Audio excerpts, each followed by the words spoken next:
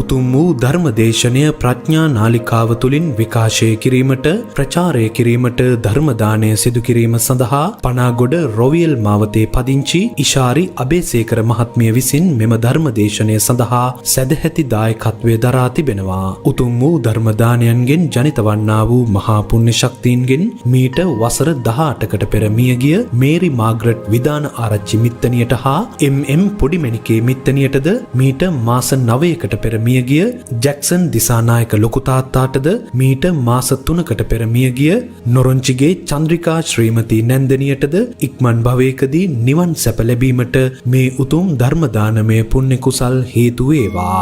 මෙම ධර්ම දානයට දායකත්වයේ දරන පනාගොඩ රොවියල් මාවතේ පදිංචි ඉෂාරි අබේසේකර මහත්මිය ඇතුළු පින්වත් පිරිසටද මෙම අත්භවයේදීම ධර්ම මාර්ගය අවබෝධ වී නිවන් සැප ලැබීමට මේ පුණ්‍ය ධර්මය හේතු වේවා. ගෞරවනීය දේශකයාණන් වහන්සේටද ගැඹුරු ධර්මය ලොවට හෙළි කර දී මෙවැනි ශාසනික සේවාවන් තව තවත් සිදු කිරීමට නිදුක් නිරෝගී සුවය සහ දීර්ඝායුෂ සම්පන්නිය ලැබේවා. මෙම ධර්ම දේශනාව ශ්‍රවණය කරන ලෝකවාසී සියලු දෙනාටත් සසර දුකින් මිදී උතුම් චතුරාර්ය සත්‍ය අවබෝධ වීම පිණිස මේ පුණ්‍ය කුසල් හේතු වේවා කියා බලාපොරොත්තු වෙනවා. එසේම වේවා කියා ආශිර්වාද කරනවා.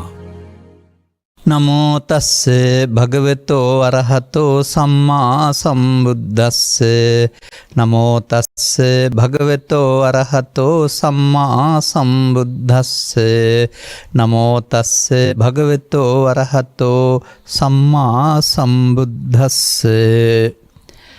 ධම්මපීති සුඛං සේති විපස්සන්නේන චේතසා අරියප්පවේදිතේ ධම්මේ සදාරමති පණ්ඩිතාති. ප්‍රඥා රූපණ වාහිනී නාලිකාව තුළ විකාශනය කෙරෙන්නා වූ මෙම ධර්මානුශාසනාව සඳහා සදහැබර අනුග්‍රහක දායකත්වය දරූ පින්නතුන් ප්‍රමුඛ මේ මොහොතේ අපට සවන් දෙන්නා වූ සදහැවතුනි, ධර්ම දේශනාවට අදාළ මාතෘකා පාඨයේ දිගට ටිකක් තියෙනවා, කියවලා ඉන්න ඕන. ගිහි ජීවිතයේ සිට නිවන් මාර්ගයේ ගමන් කිරීමට උත්සාහ කරන්නන් හට දුකට හේතු වන බැඳීම් අතර දූ දරු මාපිය සමදතාව මුල් තැනක් ගන්නා අතර දෙමව්පියන් සිත් රිදීමක් නොකර නිවන් මඟ යාමට ඒ බැඳීම බාධාවක් නොකරගන්නේ කෙසේද? දෙමව්පියන් තම දරුවන් කෙරෙහි ඇති බැඳීම සසර කෙට කර ගැනීමට කෙසේ පැවැත්විය යුතුද? ගිහි ජීවිතයේ සිට නිවන් මාර්ගයේ ඔස්සේ ගමන් කරන අයෙකුගේ වීරිය කෙසේ පැවැත්විය යුතුද? යම් සිදුවීමකදී ඒට සිහි පැවැත්වීමෙන් අප තුළින් වැරදි ප්‍රතිචාරයක් සිදු කිරීමෙන් වැළකුණද එම පුද්ගලයා පිළිබඳ ඇතිවන හැඟීම් හා ඇතැම් සිදුවීම් ප්‍රබලව අප මතකයේ රැඳී නැවත නැවත මතුවීම සිදුවේ. සිදුවීම සිදුවන මොහොතේ සිහිය පැවැත්වීමේ ප්‍රතිචාරයේ වැළකුණද පසුව හිතේ නොසන්සුන් බව එයට හේතුවක් වීමට වළක්වා ගන්නේ කෙසේද? මේ මාතෘකාවලින් එකක් හෝ ස්වාමින් වහන්සේ කැමැති පරිදි ධර්ම දේශනාවක් කරන ලෙස ආරාධනය කරමි. ඔන්න තේමාව.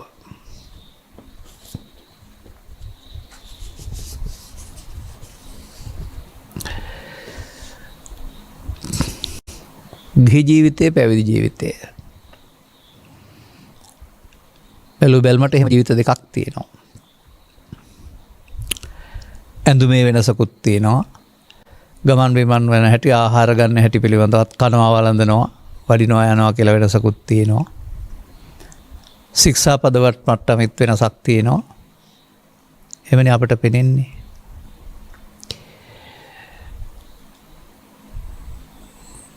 එතකොට දැන් ඔය බුදුරජාණන් වහන්සේ ගමින් ගමට ධර්ම දේශනා කිරීමෙන් වැඩම කරලා බොහෝ ජනතාව ආමන්ත්‍රණය කළේ මහානකමට කට්ටියක් ගන්න විතරද? අනිත් අය ඉදරදරේ ඉඳගෙන මේ ධර්මානුකූල ජීවිත ගත කළේ නැතිද? මේක පැවිද්ද තුළට සීමා වුණා වූ ප්‍රතිපදාවක්ද? බහුජන හිතාය බහුජන සුඛාය අත්තා හිතාය සුඛාය දේවමනුස්සානං කියන්නේ බික්කු හිතාය බික්කුණී හිතාය කියන එකද?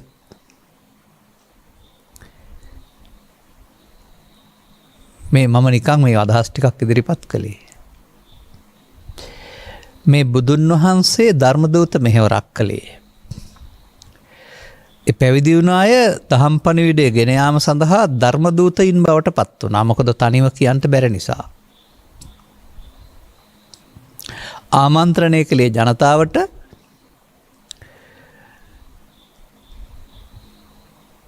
ඒ ආමන්ත්‍රණය තුළ ඔවුන්ට උපයන සපයන පිරිසක් නොවන බැවින් උදව් උපකාර කරන්න ගිහි ජනතාවට සිදු වුණා. නමුත් පැවිද්දන් ගිහියන්ට ගිහියන් පැවිද්දන්ට උපකාර කළ යුතුයි. බහුකාර සූත්‍රයේ පෙන්වන්නේ තමන්ට තියෙන දෙයින් කරොත ධම්මදානේන තේ සම්පච්ච උපකාරකන් ධර්මදානයෙන් ප්‍රතිඋපකාර කරන්න ඕන. ප්‍රත්‍යපහසුවෙන් දෙගොල්ලොන්ගේම බඩගිනි විතරයි නිවෙන්නේ, දුක්ගිනි නිවෙන්නේ නැහැ. ගිහි සමාජයට දන් දීලා පින් කරගෙන දිවි ලෝකේ යන්න කියලා නෙමෙයි ඒකේ තියෙන්නේ. දෙගොල්ලම ධර්මයේ සරණින් දුකින් මිදෙන්න කියලා. මේ පූර්විකාවක් මම ඉදිරිපත් කළේ මේ සමාජයේ පවතින ආකල්පයක පවතිනා වූ නිස්සාර බව පෙන්වන්න. ඔබ කල්ැතුව නිගමනයන්ට එන්න එපා. ගිහුව ඉඳන් මේක කරන්න බෑ හරි. පවුල් වෙලා මේක කරන්න බෑ හරි. රස්සාව කරමින් මේක කරන්න බෑ හරි. ඔය ඔක්කොම පෞද්ගලික මතිමතාන්තර විතරයි. අපි තේරුම් අරන් තිබෙන්නේ ගිහිද පැවිදිද කතාවක් නෑ. ධර්මයේ තේරුම් ගත්තේ නැතුව මේක කරන්න බෑ.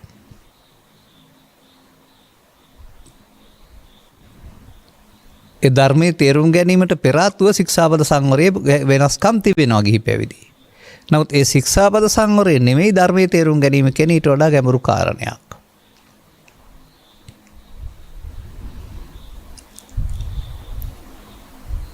මේ බුදු සමයේ සඳහන් වෙනවා අසුතවා පුතුග්ජනෝ සුතවා ආර්ය ශ්‍රාවකෝ කියලා පදයක්.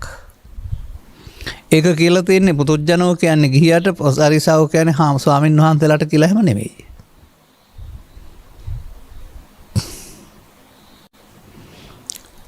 අසෘතවත් පුතුග්ජනයාය කියලා කියන්නේ පරම්පරාවෙන් බෞද්ධ වෙන්න පුළුවන්, පින්දහම් කරනවා වෙන්නට පුළුවනි. නමුත් මේ අදාළ ධර්මයේ පිළිබඳව පවතිනා වූ අල්පස්වත භාවය.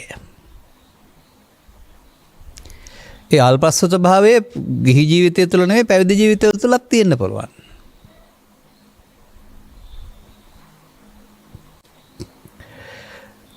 ඉන්න ජීවිතයක් තිබෙනවානේ. අපි මව්පියන් අතුරේ හිටියා, එතනින් එහාට බන්ධනයකට පත් වෙ නිදහස් වුණා. ඒ නිසා අපිට එහෙම බැඳීමක් නැහැ. වගකිය යුතු. නමුත් සම්බන්ධතා පවතිනවා සහෝදර සහෝදරියන් සමග සහෝදරත්වයේ. නමුත් ඔබට එහෙම යම් ආකාරයක මව්පියන් රැක බලා ගන්න තිබෙනවා නම් අපිටත් අපේ මව්පියන් රැක බලා ගැනීම පවර් ලයින් කෙනෙක් හිටියා. ඒගොල්ලෝ තමයි අපි වෙනුවෙන් ඒක කළේ. ඔබට වගකීමක් පැවරිලා තිබෙනවා නම් ආත්මාර්ථකාමී ලෙස මේන් බැහැර වෙන්න උපකල්පනය කරන්න එපා කල්ැතුව. එහෙම මගේ ළඟට ආපු අය පවා යන්නේ ප්‍රසන්න සිතකින් නෙවෙයි. එහෙම මගේ ළඟට එන්න ඇති ගෙදර එපා වෙලා, බිරිඳ එපා වෙලා, දරුවෝ එපා වෙලා මහාන වෙන්න ආපු අය. සිද්ධාර්ථ කුමාරයා මේ යසෝදරාවගේ අනුමැතිය ඇතුව දාලා ගියාට ඔබලට එහෙම යන්න පුළුවන් කමක් නැහැ. ඒ වගකීම් ඉටු කරලා එතකල් ධර්මයේ තේරුම් අරගෙන ඊට පස්සේ ගැන හිතන්න කියන එක තමයි මම කිව්වේ. එහෙම අපි කියන්නේ ආත්මාර්ථකාමී හැඟීමකින් නෙවෙයි. අපිට මේක තේරෙන නිසා. මේක ඇඳුම් මාරුවක් නෙවෙයි. මෙන්න මෙතන ගිහි හරි පැවිදි හරි මේ නිවන් මඟ යන්න ඕන නම්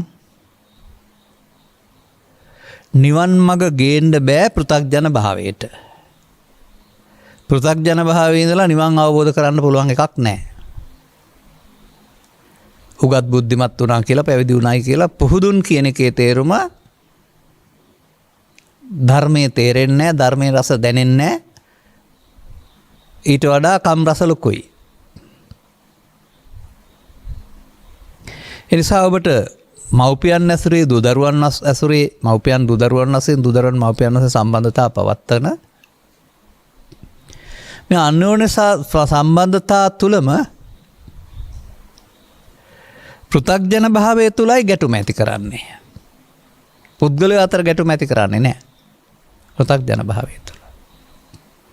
ගැටුම් අවුලවන, ගැටුම් දුරදිග ගෙනියන, ගැටුම නිසා විනාශයක් සිදු වෙන ස්වභාවය පුහුදුන් සමාජයේ වැඩක්.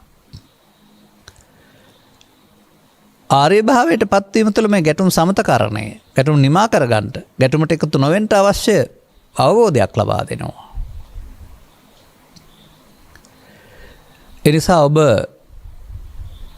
මේ පවතින සම්බන්ධතා සුන්දර සම්බන්ධතා මාපිය දූදරු සම්බන්ධතාවය කියන්නේ සහෝදර සහෝදරයන්ගේ සම්බන්ධතාවය කියලා කියන්නේ පුදුමාකාර ලිංගතුකමක්.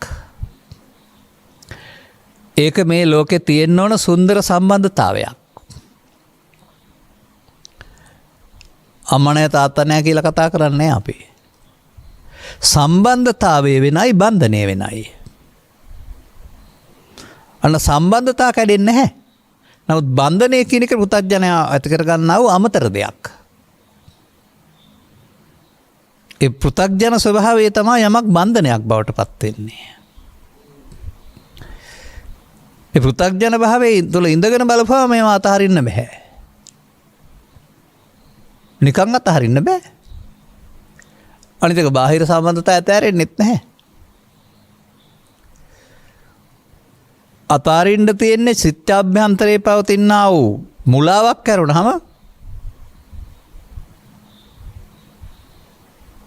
ඔබ හිතන දාති දෙයක් නෙවෙයි. මිනිසා මේ සියල්ල එකට එකතු කරගෙන මම ඔබට පිළිතුරක් සපයන්නම්. මේ කරුණු සේරම එකතු කරගෙන විශේෂයෙන් තෝරාගන්න නැතුව ඔක්කොම ටික එකතු කරගන්නම් මම. ඒ නිසා ඔබ මේ ඉදිරිපත් කරපු ප්‍රශ්නාවලිය හෝ අදහස ඉතා අගෙයි. ඔබට වඩා සමස්ත සමාජයටම එක දාදෙයි. මොකද අපි අපේ සවනින්ම අසා තිබෙනවා. පෞල් ජීවිත තුළ මේක කරන්න බෑ, රස්සාවක් කරමින් මේක කරන්න බෑ, ගිහි ගෙදර මේක කරන්න බෑ. අතීතයේ ඔකට සාක්ෂි සපයනවාද? සතිපට්ඨාන සූත්‍රයේ මොකද්ද පෙන්වන්නේ? කිරුරට ලක්ෂ 8ක වැසියන් වාසය කළ සහ පහක් පෘථග්ජන නොව ආර්යයන් බව.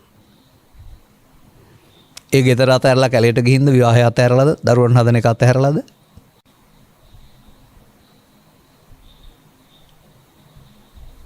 ඔබ සෝවාන් සිටියා වූ විසාකාව, සෝවාන් සිටියා වූ බන්දුල මල්ලිකාව, දරුවෝ 7 දෙනෙක් ලැබූ බව, දරුවෝ 22 දෙනෙක් ලැබූ බව අහලා නැද්ද? මොනවද මේවයින් උගන්වන්නේ අපිට? මේ නිසා අලුතෙන් හිතන්න ඉගෙන ගන්න. ඔය සද්ධර්මයේ මතුණු සමාජයේ හනමිටි කරුවන් විසින් ඔබේ ඔළුවට දාන ලද හනමිටි අදහස් පැත්තකින් තියලා මේකට සද්ධර්ම අවබෝධයක් ඕන. මේ සදහම් රස විඳින්නට නම් අසුත පෘථග්ජන භාවයේ සිට පෘථග්ජන මේ අසුතවත් ආර්ය ශ්‍රාවක භාවයටයි මාරු වෙන්නේ. ඇඳුම් නෙමෙයි මාරු කරන්න ඕන.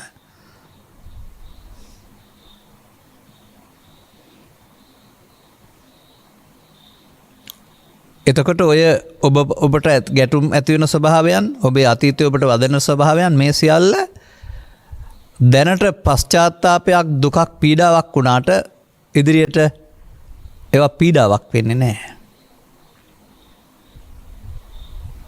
ඒ පීඩා සියල්ල මතකයේ ඉක්මවා ගිය පෘථග්ජන භාවය තුළ ඔබ විසින් නැති කරගත්තා වූ ගැටුමට හේතු.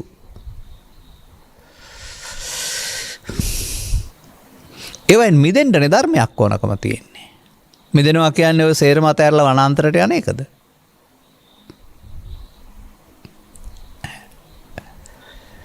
මේ සමාජයේ යහපත් කිරීම බුදුරජාණන් වහන්සේගේ උත්සාහයයි. පාලකයන්ට පහසු වෙන ජීවත් වෙන්න පහසු වෙන සමස්ත සමාජය තෝරාගත්ත පිරිසක් යහපත් කරන එක නෙවෙයි. ඒ සමස්ත සමාජය යහපත් කිරීමේදී තේමාත් දෙකක් අනුගමනය කළා. අර අකුසලෙන් වෙන්නීම නම් වූ ක්‍රියාමාර්ගයට ඇවිදින් යහපත් ක්‍රියාකාරකම්ලය දෙන්න කියලා. ඒ යෝජිත පෘථග්ජන සමාජය සඳහා ඉන්හාට එන්න බැරි නම්. එතනින් එහාට තවත් සංවර ප්‍රතිපදාවක් දේශනා කළා. අරක දසවස්තුක සම්මාදිට්ඨිය මේක ආරි සම්මාදිට්ඨිය. දසවස්තුක සම්මාදිට්ඨියට කවදාවත් නිවීම ගේන්න බෑ. ඒක පෙන්වන්නේ සාසවා පුඤ්ඤ භාගියා උපදිවේ පක්කා කියලානේ. කෙලෙස් සහිතයි පිනට බර වුණාට ඒකේ දුක් විපාක තියෙනවා කියලා පෙන්වන්නේ. උපදි කියන්නේ ඔය දුක් වලට හේතුනේ. උපදිවල විපාක තිබෙනවා. නමුත් ආර්ය සම්මාදිට්ඨිය උගන්වන්නේ අරියා අනාසව අලෝකෝත්තර මග්ගංගා. ආර්යයි ආශ්‍රව වෙන සුළුයි අන්න ලෝකෝත්තර මාර්ගාංග. මේ පදේ කියවෙනවා නේද ඔබට නිවීම ඕන නම් ඔබ ආර්ය පුද්ගලෙක් වෙන්න ඕනේ කියලා. වෙන්න ඕන පෘථග්ජනෙක් නෙමෙයි ඔබ ආර්යෙක් බවට ආර්ය පුද්ගලයෙක් බවට පත් වෙන්න ඕන. ඉන්න ගිහි ජීවිතයේද රාජකාරීද කරන කියාව නෙමෙයි වැදගත් වෙන්නේ. අන්නේ පුද්ගල හුව මාරුව, දැක්මේ හුව මාරුව. ඒ වෙනස ඇති කරගන්නට පාසල දහම් පාසල පිරිවෙන ඉගන්නාව බුදු ධර්මය ප්‍රමාණවත් නෑ. ඒ ඔක්කොම පහු කරන් ආපු අය අපි. ඒකෙන් ලැබෙන්නේ අර සිසු විෂයන්ට සමගාමීව අතීතය ආදී දේවල් පිළිබඳ දැනුමක් පමණයි. මන්දයත් පොත් ලියූ අය, උගන්වූ අය, ඉගෙන ගත්ත අය කවුරුත් මම දකින්නේ නැහැ ආර්ය භාවයට පැමිණුණාය කියලා. ඒක ලෞකිකයක්, ලෞකික පැත්තක්, ආගම පිළිබඳ ලෞකික අධ්‍යාපනයක්. ඉගන්වූ පමණින්, උපදේශකයෙක් වූ පමණින් සහ ඉගෙනගත් පමණින් ඔබ බුද්ධ ආගම දන්නවායි කියලා හිතන්න එපා. මෙන්න මේ ආර්ය අනාර්ය අතර පරසරය. අන්නේ පරතරේ ඔබට මේ ආර්ය භාවයට පත් වෙන්නේ කොහොමද ගෙදර ඉඳලා? ඒ තමයි නිවන් මඟ යන්න ආරම්භය. ඒකයි මේ සමාජයේ තේරුම් ගන්න ඕන. නමුත් සද්ධර්ම දේශනා මගින් ඒ වගේම අනුගමන ප්‍රතිපදා මගින් අපට පූර්වාදර්ශයක් නැහැ. මව්පියන්ගෙන් සහ පරපුරින් ආපු. ඒ ඔය අසුත පුතග්ජන භාවය තුළ පිනෙන් එහාට යන්න බැරි බුද්ධ ආගමට හිර වෙලා හිටපු නිසා ඔක්කොම. නමුත් සදහම් මතුවෙනවා කියන එකේ තේරුම කවුරු හෝ වෙහෙස මහන්සි වෙලා මේ මුක්තායතන සූත්‍රවල සඳහන් ක්‍රමෝපහයින් එකකින් ඔක එළියට ගන්නවයි කියන එක. එවිට අනුගමනීය ප්‍රතිපදාවේ ආර්ය භාවයට පත්වීම නෝ පටිච්චන්නෝ වියෝටෝ වියෝරෝචි. වැහුණාමනේ බබලන්නේ නැත්තේ, විවෘත වුණාම බබලනවානේ. සද්ධර්මය යටපත් වෙන්න පුළුවන් අන්තර්දාන සූත්‍රේ, නමුත් මතුවෙනවත් කියලා තියෙනවානේ. එනිසා මේ සදහම් ඉගැන්වීමේදී සදහම් කියන පදේ පාවිච්චි කළාට සදහම් ඉගන්නුනේ නෑ, වදන් වලින් අරුත් විවරණයක් කළා විතරයි. ඔය සදහම් දැකීම, සදහම් සරණ කියන කාරණේ ධම්මන්තරණං ගච්ඡාමි කියවට පුතග්ජන සමාජයේ උරුම නෑ. ඒවා විශේෂයෙන් හිතන්න, කාටවත් රිදවන්න කියන දෙයක් හෝ පහර ගහන්න කියන දෙයක් හෝ වැරද්දක් පෙන්වා දීමක් නෙවෙයි. මෙන්න මේ කරුණු පැහැදිලි කිරීම මුල් කොටගත් දේශනයක් කිරීම සඳහා මගේ දම් දේශනා රටාවට එරෙහිව මම මේක ගත්තේ. මොකද මම තෝරා ගන්න ක්‍රමයක් තිබෙනවා වග්ගයකින් ගාථාවකින් ඉදිරියට. නමුත් මේ දේශනා කළ වග්ගයකින්ම ගාථාවක් තෝරා ගන්න සිදුවනේ ඔබට ගැළපෙන එක මට හොයන්න ඕන වුණා. ඔබ මේ ඉල්ලීමට ප්‍රතඥ භාවය තුළ නැත්තම් ගිහි භාව තුළ නිවන් අවබෝධ කරගන්න අම්මා තාත්තලාගේ සම්බන්ධය තියාන හිත රිදවන්නේ නැතුව, දරුවන්ගේ හිත රිදවන්නේ නැතුව අම්මලා තාත්තලා රිදවන්න. ඒවා නම් සාමාන්‍ය මට්ටමේදී මව්පියන්ගේ සොඳුරුවන් යටතේදී කීකරු දරුවන් වශයෙන් ඊට හා තීරණ නොගෙන ඉන්න ඕන. තානම් ආදරය හෝ තවත් මොකක් හරි කාරණයක් නිසා කීකරු හිතුවක්කාර තීරණේ ගන්න ගියාම නිරිදවන්නේ දෙන්නේ. අනතුරුව ඔවුන්ගේ නිසි වයසේදී ඔවුන්ට යමක් තේරෙනවා නම් තීරණ ගැනීමේ අයිතිය ලබා දීලා මව්පියන් නම්මැසිලි වෙන්න ඕන. මේක ගැටුමක් බවට පත් කරන ගැටුම දුරදිග ගෙනියන්න නෙමෙයි අවශ්‍ය වෙන්නේ. ඒ ඕනෑම ගැටුමක් සමතයට පත් කරගන්න අවශ්‍ය පෘථග්ජන භාවය තුල නැහැ හැකියාව. ඒ ඕනෑම ගැටුමක් සමතය කරගන්න අවශ්‍ය අවබෝධය ආර්ය භාවය තුල තිබෙනවා. මොනම ගැටුමක් හැදුනත් ඒක අකීකරු වීම තුළින් අමනාප වීම තුළින් සදහටම මේ ආයේ බලන්නවත් නැහැ මූණ කීම ඒවා අපේ පෘථග්ජනින්ගේ කතානේ. එතන ඉඳගෙන පෘථග්ජන භාවයේ තුල ඉඳගෙන මේක දිහා බලන්න එපා. අර මාළුවා වතුරේ ඉඳගෙන ගොඩබිම ගැන දන්නේ නැතුව කතා කරනවා වගේ වැඩක් නෙමේක. මේ ගාථාව අපි අරන් බලමු. එතකොට ඉතුරු හරි විස්තර කරන්නම් මම. ධම්මපීති සුඛං සේති. ධර්මයෙන් ලබන ප්‍රීතිය. ධර්මය කියන්නේ කවි අහලා හරි ගීත අහලා හරි විරිදු අහලා හරි කතන්දරයක් කියවලා හරි නෙමෙයි මතක තියාගන්න. ඊට වඩා එකක් වෙ පෙන්නන්නේ. විපස්සන්නේන චේතස. හිත විශේෂයෙන් අතිශයින් ප්‍රමෝදමත් කරනවා පැහැදිලි පහදවනවා.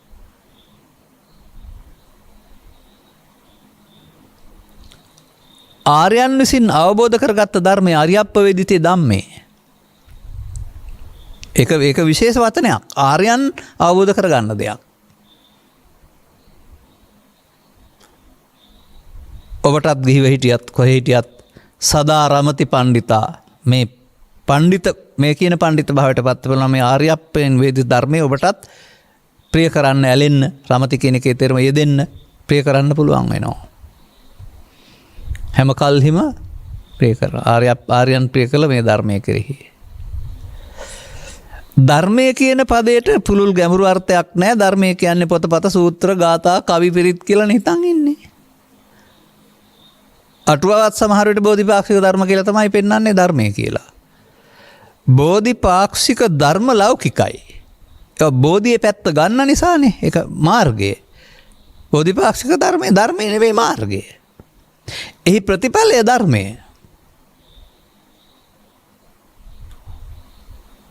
එහෙමයි. එන බුදු සමයේ මේ ධර්මය කියන පදයට දෙන අර්ථය බොහෝ දෙනෙක් තරම් දුර ගිහින් නැහැ.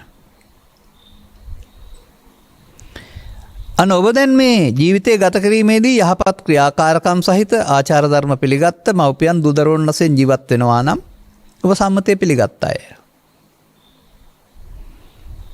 නමුත් ඔබට ආරි සත්‍ය විවරණය කිරීම සඳහා මව පියා ස්ත්‍රිය පුරුෂයා ගිහියා පැවිද්දා කියන භූමිකාවෙන් ප්‍රමාණවත් උත්තරයක් ලැබෙන්නේ නැහැ. මන්දයත් ස්ත්‍රී පුරුෂ භාවය යනු පරිණාමයෙන් ලෝකෙ පවත්තන්න දීපු බලපත්‍රයක්. ගිහි පැවිදි භාවය යනු භාරත සමාජයේ තිබුණා වූ වෙනත් කුලකයක් මුල් කොටගෙන භාරත සමාජයේම තිබුණා ගෙදරින් වෙන් වෙලා සත්‍ය ගවේෂණය කරන. ඒක මුල් කොටගත්ත ඇති කරගත්ත ඒකකයක් සම්මතය පිළිගැනීමක් වශයෙන්. නමුත් තථාගතයන් වහන්සේ කරුණ විග්‍රහ කිරීමේදී ගිහිද පැවිදිද ස්ත්‍රී පුරුෂද කතාවක් ආරි සත්‍ය විග්‍රහයට නැහැ. ඒ ආරි සත්‍යෙන් පරිබාහිර තමයි ඔය බෙදීම් පවතින්නේ. එනිසා මේ සිත කෙලෙසෙන ආකාරය, සිත පෙරසු කරගන්න ආකාරය, ධර්මයෙන් ඈතට යන ආකාරය, ධර්මයට පැමිණෙන ආකාරය. ශික්ෂාපද සංවරය තුල දේශනා වෙන්නේ නැහැ. මන්දයත් ශික්ෂාපද සංවරය අරිකාන්ත සීලයේ ඉක්ම ගියාට පස්සේ වැසුණට පස්සේ අර පෘථග්ජන භාවය තුල ඇති කරගත්තා වූ දෙවන ගණේ ප්‍රතිපදාවක් භවගාමීකේ හොඳ පැත්ත. ඒ ස්ථාවර කරගෙන එයයි නිවන් මඟ කියලා හිතන සමාජයක් තමයි අපට තියෙන්නේ. ඒ මතය විමර්ශනය කරලා බලන්න කම්මැලි හොරයි යොමු කරන්නේ නැහැ. එහෙම අසත්‍ය කියලා හිතාන පරණ හනමිටියක් කර තියාගෙන ඉන්නවා.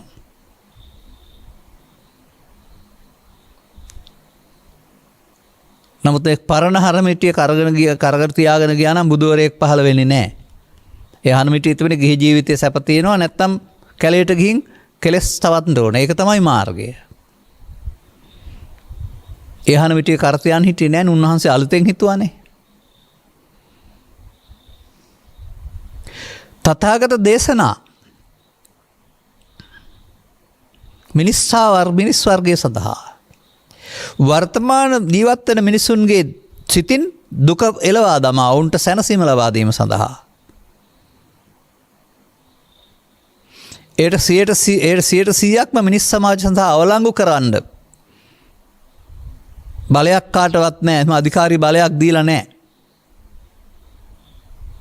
එතකොට බුදුන් අක්‍රියයි, ධර්මයේ අක්‍රියයි. එතන සාසනය අතුරුදහන් වෙලා ඉවරයි. එහෙමනම්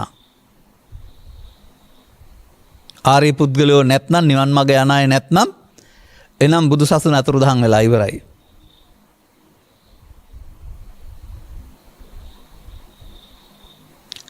එහෙම කරන්නද මේ ගමක් පාසා බෝධියක්, චෛත්‍යයක්, ප්‍රතිමාවක් හදාන, පන්සලක් හදාන, කටපාඩම් ගෙනාව ග්‍රන්ථ මේ කටපාඩම දේවල් ග්‍රන්ථාරූඪ කරලා තාල පුස්තක හරහා පොත් මගින් පිටපත් කරගෙන කාටවත් වනසන්න බැරි ලෙස වෙනස්කම් තිබුණාට සුරක්ෂිත කරගෙන තියෙන්නේ ආර්ය භාවය අනාගත බුදු සසුන ඇති කරන්න නම් මොකක්ද ඒකේ තේරුම? අපිට මේ බුදු සසුන පුළුවන්කමක් තියෙන්නේ පින් කරන්න විතර නම් මේ පොත්වල තියෙන්නේ එපමණද?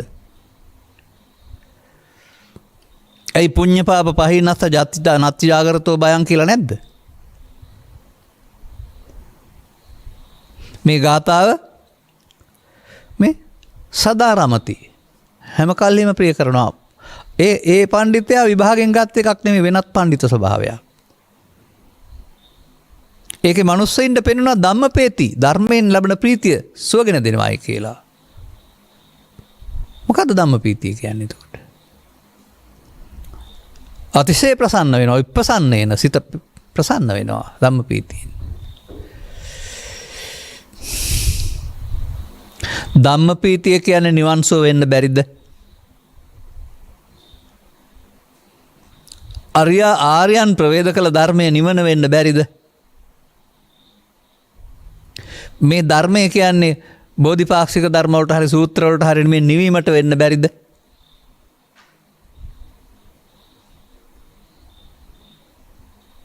එහෙම හිතන්න පුරුදු වෙන්න. එහෙම හිතන්නේ සද්ධර්මයේ විනාශ කරන්න කඩාකප්පල් කරන අදහසින් නෙමෙයි. ඒකට බොහොම ආදරෙන් මතු කරන ගන්න අදහසින් අලුතෙන් හිතන්නේ.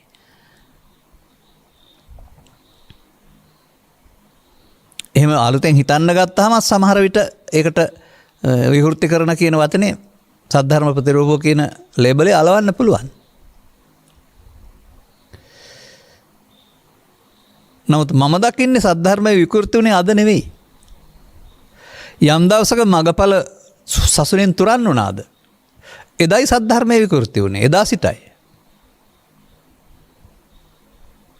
එදා සිටයි ප්‍රඥා සීල සමාධි වෙනකොට දාන සීල භාවනා නිවන් මඟ කියලා භාවිතා කරන්න පුරුදු වුනේ. එනිසා ඔබ මේ ප්‍රශ්නෙට උත්තර හොයනවා නම් ගෙදර ඉඳගෙන අපි ගරු කරන අය අන්වෝන්‍ය යුතුයකම් සුරකින්න කල්පනා කිරීම පිළිබඳව. මව්පියන් වශයෙන් දරුවන් වශයෙන් මව්පියන්ගේ සෙලෙන්හෙබර යුතුයකම් අපි ගරු කරනවා ඒකට බොහොම. එතන තියෙන ගැටලු විසඳා ගන්නට නීතියට නොයා, ලෝභයට, දේශයට, මෝහයට ගිය අන්තවාදී තීරණ වලට නොයා ඊට එහා හොඳ තීරණයක් ගන්න පුළුවන් හැකියාවක් තියෙනවා. ඒ ඔබ පෘථග්ජන භාවයට ආයුබෝවන් කියලා ආර්ය පුද්ගලයෙක් වීමෙන්. කොහොමද ඔබට ආර්ය පුද්ගලයෙක් වෙන්න පුළුවන්? මේ බුදු සමය තුල ආර්ය සත්‍ය දේශනා කළේ ස්ත්‍රිය, පුරුෂයා, ගිහියා, පැවිද්දා, පංචශීලයේ උපසම්පදා සීලය නම් මේ සීමා තුල නෙවෙයි. ඔය ඔක්කොම පුද්ගලයා මුල් කොටගත් සීමා. මේ සීමා බන්ධනවලට හිර වෙලා හිටපුවෙන් ඊට එහායින් හිතන්න බෑ අපට. තව සීලයක් තිබෙන බව, ඒක අරියකාන්ත සීලය බව, ඒක සෝවාන් වලින් එහා පැත්තට රකින්න තියෙන සීලයක් බව, ඒකට ස්ත්‍රී පුරුෂ ભેදයක් නැති බව මේ පොත්වල තියෙනවා. අරියකාන්ත කෙනා අරියන් කැමතිනේ. ඒ නිසා ඔබේ ගැටලුවට උත්තරය පෘථග්ජන භාවයට ආයිබුවන් කියන එක. ඇඳුමට නෙමෙයි. යහපත් වගකීම් වලට නෙමෙයි. අයහපත් දුෂ්ට සහගත දේවල් වලට නම් ආයිබුවන් කියන්න වෙයි. ඒවත් එක්කලා යන්න බෑ ඔය ගමන. ඔබ මේ කතා කරන්නේ සදාචාර සම්පන්න මට්ටමක් ඉඳලානේ. සිත නොරිදවා අපෝපස්ථාන කරගෙන යුතුයකම් ඉටු කරගෙන ඒ වගේම සහචරයන් නැත්තන් සමහිතවත් අය සමග ජීවත් වීමේදී මතුවෙන්නා වූ චිත්ත පීඩාවන් සමනය කරගන්න පුළුවන් ආයත් මතුවලා වද දෙන එකෙන් නිදහස් වෙන්න. ඒ පෘථග්ජන පුද්ගලයාට තමයි සිද්ධිය ආපහු වෙනකොට සිද්ධියක් වෙලා තිබෙන්නේ. ආර්ය භාවයට පැමිණලා බලන්න මොකද්ද ඕකට කියන්නේ කියලා. ඔය ඔබ ප්‍රශ්නයක් කරගෙන විඳින කාරණයට කියන්නේ ඔක පිළුණු වෙච්ච වත් ටිකක් අහකට විසි කරන්න කියලා. ඔක මැරිච්ච අතීතයක් ඔබ පණ දෙන්න හදන්නේ ඔය කියලා. ඒක තේරෙන්නේ නැහැ පෘථග්ජන සමාජයට. මැරිච්ච කියනකොට මරණය ගැන කල්පනා කරයි, අතීතයේ ඉස්සර ජීවිතේ කල්පනා කරයි. එහෙමනේ වදන්න වලට අරුත් ගන්න සමාජයේ.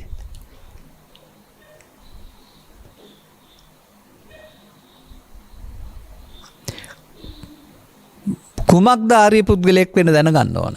මේ ග්‍රන්ථවලම විශේෂයෙන් සූත්‍ර දේශනා 100 ගණනක පවතිනා වූ පූර්ව පාඨයක් තිබෙනවා.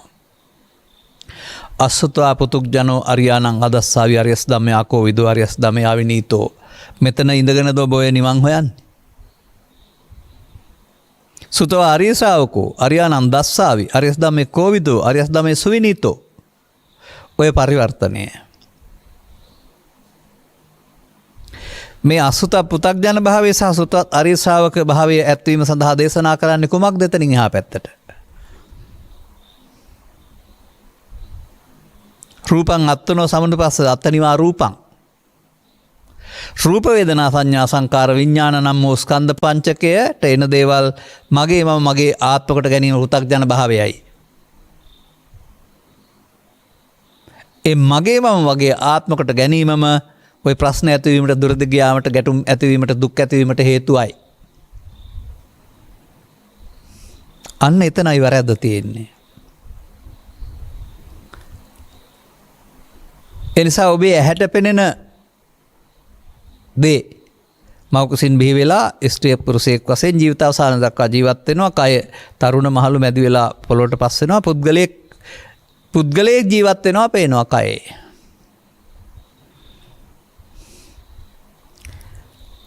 තථාගතයන් වහන්සේ වදාහරනවා කය අවුරුදු 60ක් 70ක් තියෙන බැවින් කය කෙනෙක් ඉන්නවා කියලා ගත්තට කමක් නැහැ.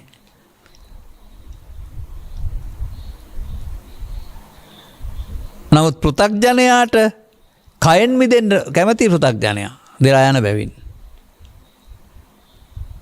අසුතවන්ත සූත්‍රවල පෙන්වන්නේ සිතයයි කියනු ලැබේද විඥානයයි කියනද මනෝයයි කියනු ලැබේද ඒකට එන දේ අවුරුද්ද සැරයක් එකක් එන්නේ අවුරුදු 50ක් උතර එකක් පවතින්නේ නැහැ. ඒකට එන දේ කියන්නේ මොහොතින් මොහොත ඇසින් කරන කනින් නාසයට නාසයෙන් දිවට යන අරමුණු වලදී එන දේ. එන දේවලට අයිති වෙනවා ලෝභය, දේශය, මෝහය, ඊර්ෂ්‍යාව, ක්‍රෝධය, වෛරය, පව, පින, ධානය, ගැටුම.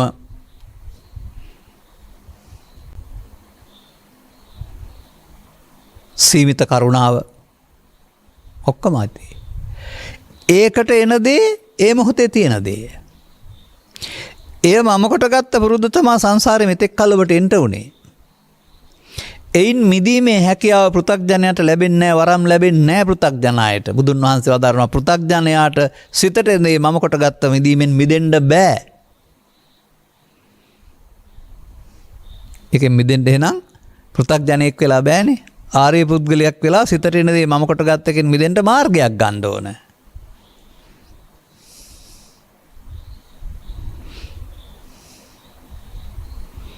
එහෙනම් ආර්ය පුද්ගලයෙක් වීම සඳහා අනිවාර්ය වටහා ගැනීම ඔබ මවකුසින් බිහි වී ජීවිතාවසානය දක්වා ජීවත් වෙන පුද්ගලයෙක්ද?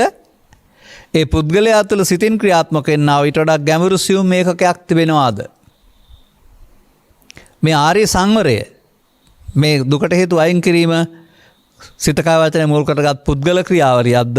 මෙන්න මේ අරියකාන්ත සීලයේ ක්‍රියාවලියක්ද?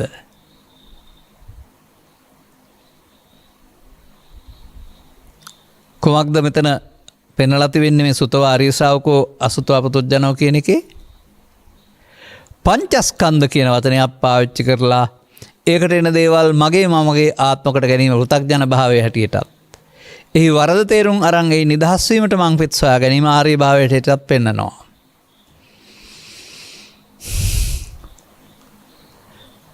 අවාසනාවකට පංචස්කන්ධ විග්‍රහය ගැඹුරට හොයාගන්න බැරුව පංචස්කන්ධය කියන්නේ කයට කියලා ගත්ත බැවින් පංචස්කන්ධයේ පොළොවට පස් වෙනවා දිරාන යනවා කියලා උගන්වන බැවින් සමාජයේ තවමත් පවතිනවා.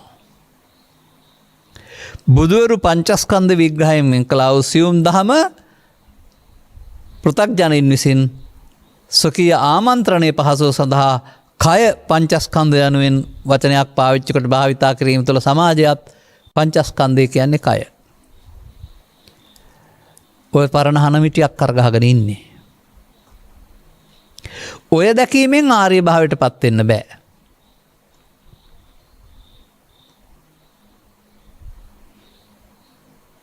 එහෙනම් ඔබට තේරෙන්න ඕන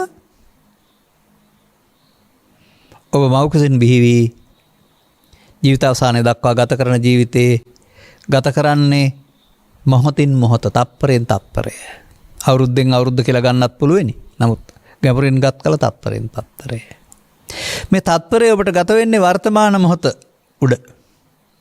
මේ වර්තමාන මොහොතට ඔබට හමු වෙන්නේ ඇසට, කනට, නාසයට, දිවට, කයට, සිතට හම් වෙන්නා වූ අරමුණක් විතරයි.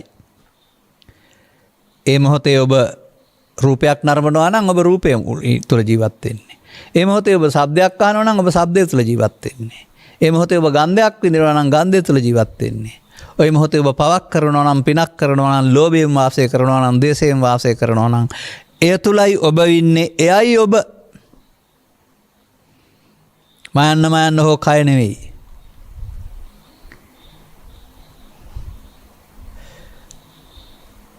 එනිසා ඒක තථාගතයන් වහන්සේ අර බමුණන් ගත්ත අදහස ඉක්මවා යමින් කන්දේසු ජායමානසු ජීයමානසු මියමානසු කියන පදයේ ඔස්සේ ස්කන්ධ නම් වූ සමූහය හටගන්න කල්ලි දිරණ කල්ලි මේ යන කල්ලි මෞකුසෙන් බිහි වී ජීවිතාවසානයේ මරණයක් නොව මොහොතක් මොහොතක් පාසා ඉපදීමක් දිරීමක් සහ මරණයක් සිදු වෙන බව. ඇසට බලන්න බැරි තරම් වේගයෙන් සිදු වෙන බව. ඒ පොතෙන් උගන්වන පෙළ දහම ඔබ ළඟට ගැලපෙනවද බලන්න. ඔබ ඇසෙන් කනට, කනෙන් නාසයට, නාසයෙන් දිවට, දිවෙන් කයට, පවෙන් පිනට, පිනෙන් ධානයට, ධානයෙන් වෛරයට, වෛරයෙන් ප්‍රිය බවට මාරු වෙනවද බලන්න.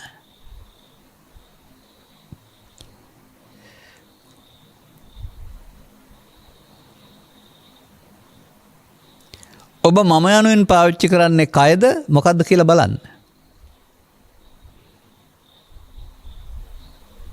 තමසේ දන්නවද මම කවුද කියලා අහනකොට ඒකෙන් පෙන්වන්න හදන්නේ ඔබේ ඇඟද නැත්නම් ඔහු සතු ආඩම්බරය, ධනවත්කම, නිල බලය හරි මොකක් හරි එහෙම එකක් නෙවෙයිද?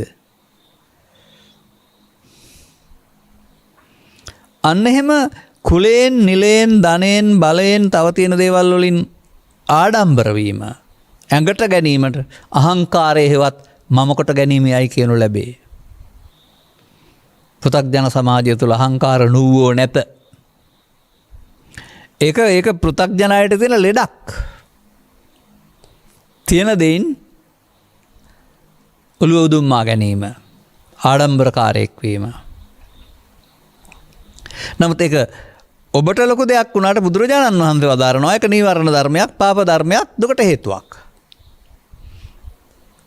සසර ඇවිද්දන පාරක්. එනිසා පංචස්කන්ධ විග්‍රහයේ නිවැරදි තැනට එන්න ඕන. මේ gedara ඉඳගෙන නිවීම සැනසීමටපත් වෙන්න ඕන නම් එතකොට මට මෙතන කියන්න හිතෙන්නේ නැහැ මම සියවතාවක් විතර කියලා තියෙන නිසා. සත්තට්ඨාන කුසල සූත්‍රය තුල පංචස්කන්ධේ කය කියන්නේ නැහැ. මිනිස් ශරීරය තුළ තිබෙන්නා වූ යම් කිසි ස්ථාන හයක් නිසා ස්ථාන හය කියන්නෙත් නැහැ. අරමුණු ගැනීමේදී අරමුණු මුල් කොටගත්ත වේදනා හයක්, සංඥා හයක්, සංකාර හයක්, විඥාන හයක් පහළ වෙනවායි කියලා තිබෙනවා නේද? හයක් පහළ වෙන්නේ හය පොලකින් නේද? හය පොල ඇස කන නාසය දිවකය සහ සිත නේද?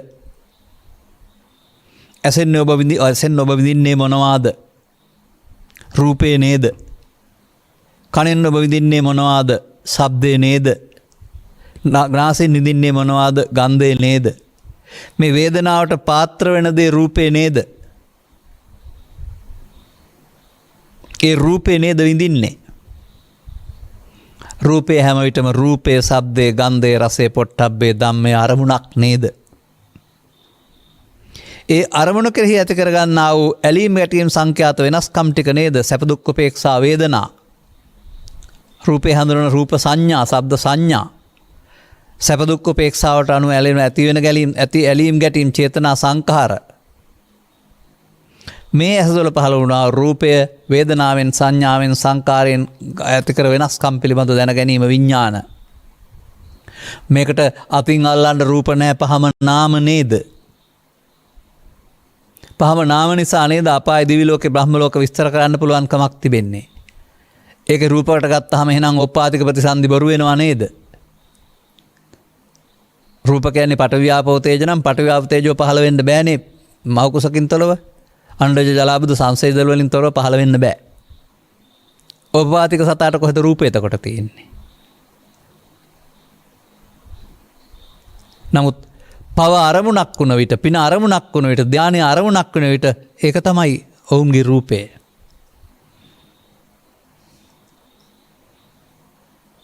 අන්න එහෙම ස්කන්ධ පංචකමේ නාම කොට ගත්තාම චුති ප්‍රතිසන්දී, අපාය දිවි ලෝක බ්‍රහ්ම ලෝකයි, ඕපපාතික ප්‍රතිසන්දී මොනවටවත් ගැටලු නැහැ. දැන් මේ පෘථග්ජනයා වුණත් පාවිච්චි කරන්නේ පංචස්කන්ධය. ඔහු කරන වැරද්ද තමයි මේකට එන දේ, ඒකට එන දේ කෙරෙහි ජන්මීය පුරුද්දට අනුව ඇලෙමින් ගැටෙමින් ඒකට එන දේ මම කොට ගන්න එක. ලෝභයෙන්, මෝහයෙන්, ද්වේෂයෙන්, මෝහයෙන් ඒ සමග ඇලීමේදී එය මම වෙන්නේ. කය මම වෙනවා නෙවෙයි. ඒ මොහොතේ අපන් මේ හැඟීම් පහ සමග ඔබට නොගැටෙන සම්බන්ධතාවයක් පැවැත්වීමට හැකියාව තිබෙදී ඔබ ගැටුම් ඇති කරන සම්බන්ධතාවයක් බවට පත් කරගෙන නිකන් නෙමෙයි ඊට පස්සේ සසරටත් ඇලෙනවා, සසරත් හදනවා.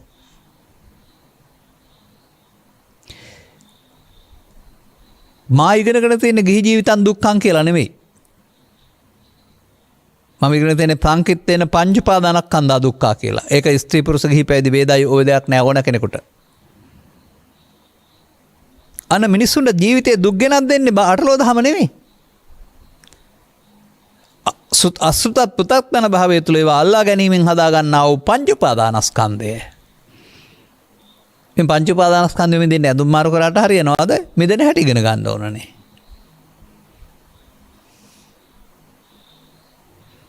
අන්නේ සියුම් දහමට එන්න. එතකොට ඔබ මේ ජීවිතය තුළ මේ පංච උපාදානස්කන්ධය පරිහරණය කරමින් අර කියන සම්බන්ධතා තුළ ලෝභයෙන්, ද්වේෂයෙන්, මෝහයෙන් ඇලෙමින් ගැටෙමින් දුක්ඛල උපදින හේතු ටිකක් හිතේ තබාගෙන බුදුරු හමුවෙන්ට පෙර, සධර්මයේ හමුවෙන්ට පෙර ඔබ පංච උපාදානස්කන්ධ පරිහරණයෙන් සසරට අහු වෙලා. දැන් පංච උපාදානස්කන්ධා නම් දුක්ඛ. ඒකනේ ඉතින් ජීවිතේ දුක් එන්නේ.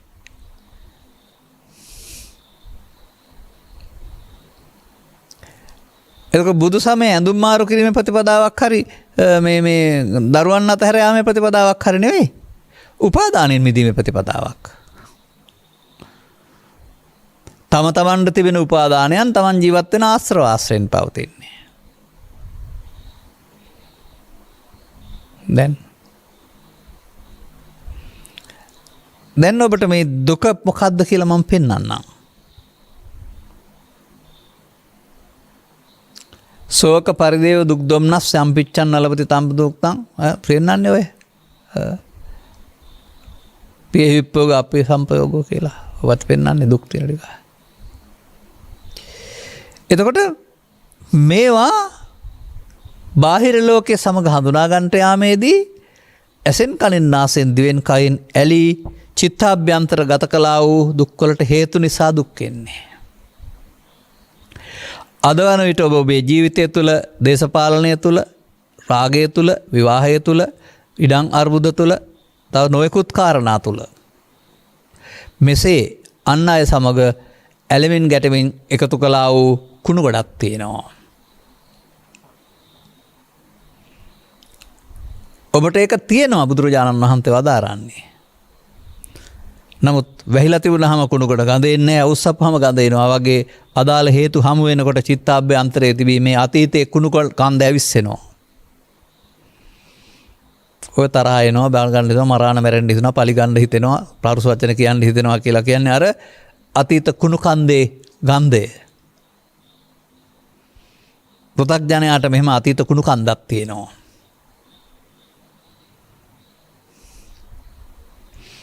ඒක මත පිහිටා තමයි තීරණ ගන්න, ඒක දුර තමයි හැතිරෙන්නේ.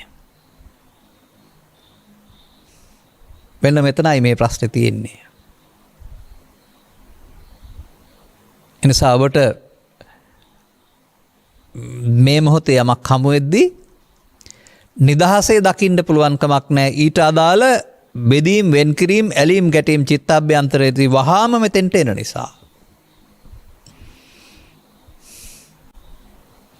කොළ පාට කණ්ණාඩියක් දාගත්තාම, නිල් පාට කණ්ණාඩියක් දාම කණ්ණාඩිය පාටට ලෝකෙ පේනවා වගේ ඔබට මේ සිදුවෙන හැම සිද්ධියක්ම ඔබේ ප්‍රත්‍යක්ෂන්ට, ඔබේ ගැටුම් වලට, ඔබේ මතවලට අනුව निराකරණය කරගන්න, විසඳගන්න, විසඳුම් දෙන්න බලන්න පුළුවනි. අන්න එහෙමයි මේ පෘථග්ජන භාවය තුළ එකම ප්‍රශ්නයක් දෙන්නෙකුට දෙකක් වෙන්නේ, මත දෙකක් වෙන්නේ. මතය මම වූ විට මතය ජය ගන්න කැමති, අරනවා මතය පරාජය වෙන්න කැමති නෑ. ඕක තමයි මව්පිය දූ දරුවන් අතර, සහෝදර සහෝදරයන් අතර, අසල්ලාසින් අතර දුරදිග යන ගැටුම. මතයයි මම මතය හැම විටම දිනන්න කැමති, පරදින්න කැමති නෑ. නමුත් ආර්ය පුද්ගලයෙකුට ඕන වෙන්නේ මතයක් ජයග්‍රහණය කරන්න නෙමෙයි, සත්‍ය ජයග්‍රහණය කරගන්න. සුහදව බව, අර ගැටුම් ඇති වෙලා දුක ස්වභාවය අයින් කරගෙන සුහදව විසඳ ගන්න. එහෙනම් මං කියන විදිහටමයි වෙන්න ඕන කියලා තාත්තා ඉන්නෙත් නැහැ, අම්මා ඉන්නෙත් නැහැ, පුතා ඉන්නෙත් නැහැ, මේකම කරගන්න ඕන කියන්නෙත් නැහැ. හැමෝගෙම හිත හොඳ වෙන ආකාරයට නම්‍යශීලී වෙලා එන්න පුළුවන් අදාළ තැනට තීරණ ගන්න. මේ සංවේදී බව, නැමෙන සුළු බව, අකීකරු වීමට වඩා, අමතක වීමට වඩා, අතහැර යාමට වඩා මව ලොකුයි, පියා ලොකුයි, සහෝදරයා ලොකුයි, සුන්දර සම්බන්ධතාවය ලොකුයි.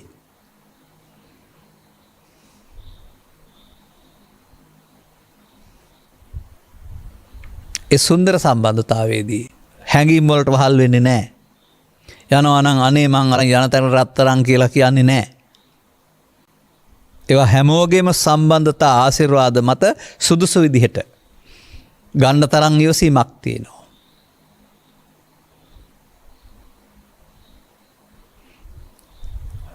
උසාවියට නොයා, පොලිසියට නොයා, අධිකරණයට නොයා,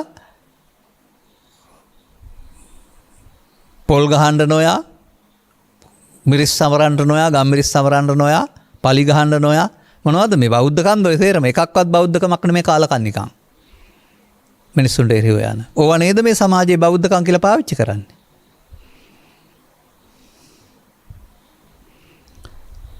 ඊට වඩා සුහද බව, සහෝදරකම, මිත්‍රත්වය, එකට තියෙන මේ දේවල් ආරක්ෂා වෙන පරිදි කැපකිරීමක් කරන්න, පරිත්‍යාග කරන්න, බෙදා හදා ගන්න, විසඳ ගන්න. මම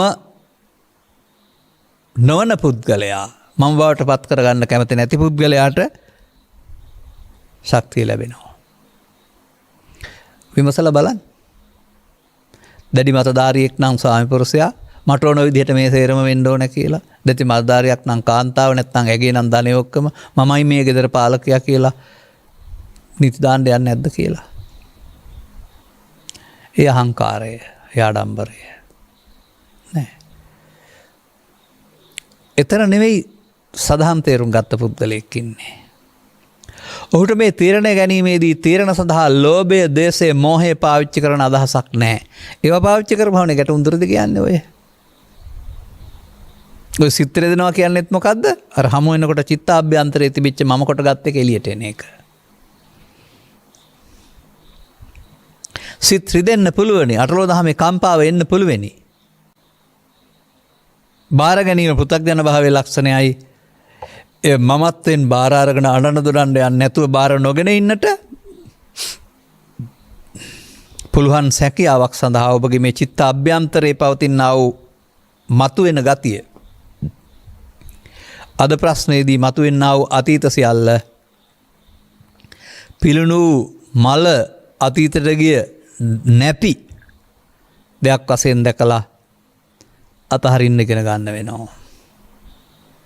එයයි මේ දුක් ඇති කරන්න කියලා තේරෙනකොට ඒක තේරෙනකොට ඒකට එකතු වෙන්න කැමති වෙන්නේ නැහැ. ඒ අතීතයේ ඇවිදින් ඔබ ලෝභයෙන්, දේශයෙන්, මොහෙන් කලම්බලා වර්තමානයේ වස අනාගතයටත් බැඳුමක් ඇති කරනවා.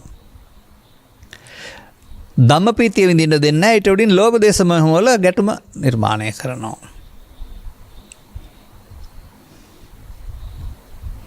ආර්යයන් විසින් මනාව අවබෝධ කළ මේ ධර්මයට ඇලෙනවලු, ප්‍රිය කරනවලු සදා හැම කල්හිම පඬිතුයෝ. ඔය ලෝභය, ඔය දේශය, ඔය මෝහය, ඔය ඊර්ෂ්‍යාව, ඔය ක්‍රෝධය පාවිච්චි කරන්නේ නැත්නම් ඔතන තිබෙන්නේ ඔය බොහෝ වෙන ධර්මය. ඒ ධර්මය තුළ ඉඳන් බලනකොට ඊර්ෂ්‍යාවෙන් බලන්න, ක්‍රෝධයෙන් බලන්න, පරිගැනීමෙන් බලන්න, විරුද්ධවාදීව බලන්න නෙමෙයි බලන්න ඕන. ලෙන්ගතුකමින් විසඳා ගන්නයි බලන්න ඕන.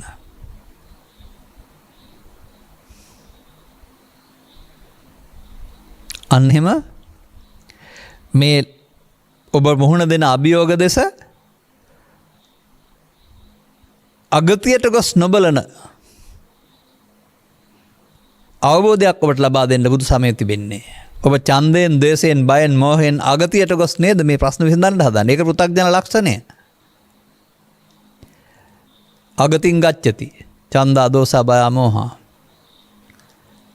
අගතින් නගච්ඡති ආර්ය පුද්ගලයාගේ.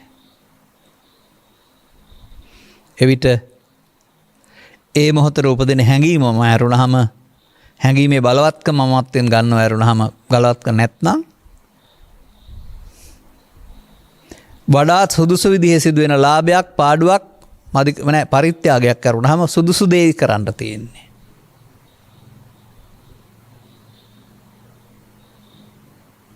ඒ කීකරු මාතෘත්වයට, පීතෘත්වයට එරෙහි වෙන්න බැරි කීකරුකම. නැත්නම් මව්පියන් දරුවන්ට තියෙන ලෙන්ගතුකම තමයි සුදුසු දෙයට ඔවුන් නැමෙන ගතිය. මේ අනම්‍ය බව, පෘථග්ජන භාවය තුළ තිබෙන්නේ. ඒ නිසා අන්න එහෙම මේ අවබෝධය තුළ නොගැටෙමින් ප්‍රශ්න විසඳ ගන්න පුළුවන් ක්‍රමයක් නේ ආර්ය භාවය තුළ ලබා දෙන්නේ. මේ ගැටීම පෘථග්ජන භාවයේ තියෙන එකක් නේ. එතකොට ඔබ සඳහන් කළ අර යම් කිසි මොහොතකදී සිහියෙන් ඉවසුවත් පස්සේ පශ්චාත්තාපය එනකොට ඒක මම නිසානේ අර දුක දැනෙන්නේ. ඒක පස්සේ එනකොට සිද්ධියක් නෙමේ, සිතුවිල්ලක් නේද? සිද්ධිය දැන් සිදු වෙනකොට අපි සිද්ධියක් කියලා ගමුකෝ. දැන් ඊට පස්සේ එනකොට සිද්ධියක්ද ඒක පරණ මතකයක් විතරයි නේද? ඒ මතකයේ දෙයක් කොට ගැනීමෙන් ඒත් සිද්ධිය බවට පත් කර ගැනීමෙන් නේද ඔබට දුක තියෙන්නේ. ඔබට ඒක පරණ සිතුවිල්ලක් විතරක් වශයෙන් දකින්න පුළුවන් නම් මතක් වෙයි. පීඩනයකින් තොරව යනවා නේද? ඔය අතීතයේ මල එකක් කියන්නේ ඔන්නෝම මරා ගන්න ඕන. ඔක හැංගීම් විරහිත, හැංගීම් වලට වහල් වෙන්නේ නැත, හැංගීම් නැති. නිකන් සිතුවිලි සමූහයක් බවට පත් වෙනකොට අතීතයේ මිය ගිහින්. එතකොට අතීතං අනුසෝචන්ති වෙන්න පුළුවන් වෙනවා. අනෙම මේ අතීතයේ පීඩණයෙන් මිදීමමයි බුදුකින් මිදීම. අතීතයේ පීඩනය තමයි ආතතිය කියන්නේ. නැත්තම් ඔය ඔක්කොම කතා කරන නැතිනම් ඔය ඔක්කොම කතා කරන කාරණා ටික. ශෝක පරිදේව දුක් දුම්නස් කියලා කියන්නේ වර්තමානයේ නෙමෙයි. ඔය බහදාගත්ත පරිදි සිදු නොවන විට ඇතිවෙන්නා වූ කාරණා ටික. ඒ නිසා පෘථග්ජන භාවය තුළ ජීවත් වෙන්න ගිහින් දුක හදා ගන්නවා කියලා තේරුම් ගන්න පුළුවන් නම් ආර්ය භාවය තුළ ඒවට හයින් කිරීම තුළින් දුක නැති වූ තැනත් එතනම බව තේරුම් ගන්න පුළුවන් නම් එතකොට මේ වේදිත සතුට ප්‍රීතිය ආස්වාදය වෙනුවට එතන ඊට එහායෙන් තියෙන ධම්මපීති සුවගෙන දෙන ප්‍රීතියක් තිබෙන බව මේ ගාථාවේ තියෙනවා නේද? ඒකෙහි පැහැදෙනවයි කියලා. විතරක් නෙමෙයි ඒකේ සදාකාලික බව, නැති නොවන බව, ගැටුම් රහිත බව නිසා සදා රමති. හැම කල්හිම ඇලෙනවා. ඔන්න මේ தത്വයට කියනවා දහම් රස විඳිනවා, දහම් සුව විඳිනවා. ධර්මයේ සරණ කරගෙන ජීවත් වෙනවා. දැන් ප්‍රශ්න වලට මුහුණ දෙන්නේ ධර්මයේ සරණ කරගෙන, ලෝභයේ, දේශයේ, මොහයේ සරණ කරගෙන නෙමෙයි. එතකොට ගැටුමක් ඒකේ නෑ, ප්‍රශ්නෙට විසඳුමක් විතරයි අවශ්‍ය, ආදරේ මුල් කොටගෙන. මෙන්න මෙහෙම මිනිසුන් පුද්ගලයන් වශයෙන් ගැටුම් ගන්න යන ස්වභාවය අයින් කරලා ස්කන්ධ පහෙන් පහට උපදින මරණ ස්වභාවයක් වශයෙන් සහ උපාදානය තුළ මම විසින් දුක් ගෙනත් දෙන බව මමත්වෙන් ගන්න නැත්නම්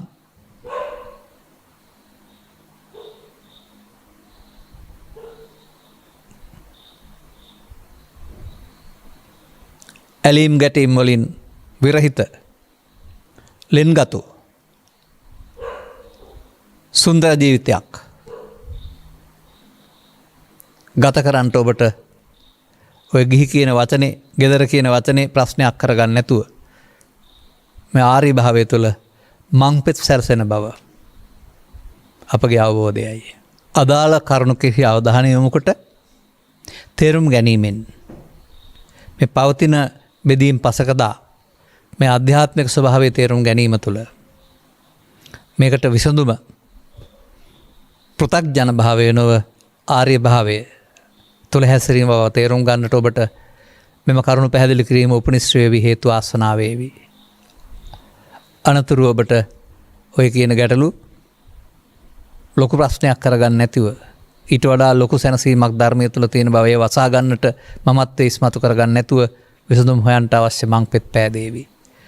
ධම්මස පාදාගෙන අනුගමනීය ප්‍රතිපදාවකට පත්වෙන්න මෙම කරුණු පැහැදිලි කිරීම හේතු ආසනාව වේවායි කියන ප්‍රාර්ථනය කරමින් මම කරුණු පැහැදිලි කිරීම මෙසේ අවසන් කරනු ලබනවා. මෙම උතුම් ධර්ම දේශනාවේ ප්‍රඥා නාලිකාව තුළින් විකාශය කිරීම සඳහා සදැහැති දායකත්වයේ දරනු ලබන්නේ පනාගොඩ රොවියල් මාවතේ පදිංචි ඉෂාරි අබේසේකර මහත්මිය විසිනි. අරමුණ මීට වසර 18කට පෙර මිය පරලොව ගිය මේරි මාග්‍රට් විදාන ආරච්චි මිත්තනියට හා එච්.එම්. පොඩිමැණිකේ මිත්තනියටද මීට මාස 9කට පෙර පරලෝසපත්වන්ට යෙදුනා වූ ජැක්සන් දිසානායක ලොකු තාත්තාටද මීට මාස 3කට පෙර පරලෝසපත්වන්ට යෙදුනා වූ නොරොංචිගේ චන්ද්‍රිකා ශ්‍රීමති නැන්දනියටද ඉක්මන් භවයකදී නිවන් අවබෝධය පිණිස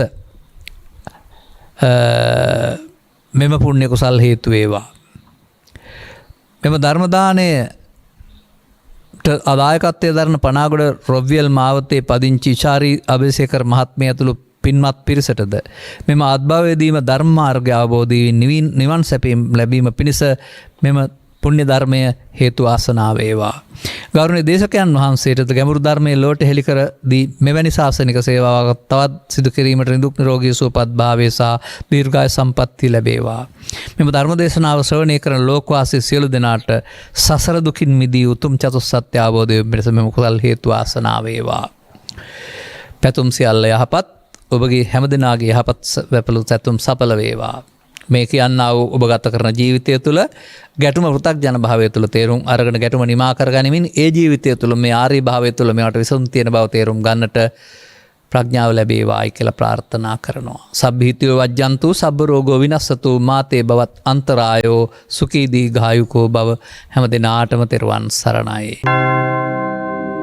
මෝහක්ඛයෝ නිබ්බානං